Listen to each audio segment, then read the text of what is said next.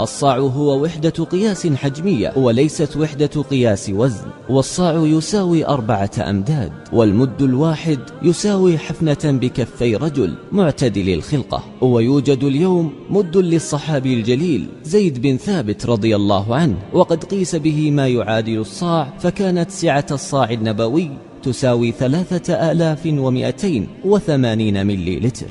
والصاع لا يمكن أن يضبط بوزن محدد، لأن الوزن يختلف باختلاف كثافة الموزون، فمثلا يختلف وزن صاع من تمر عن صاع من أرز.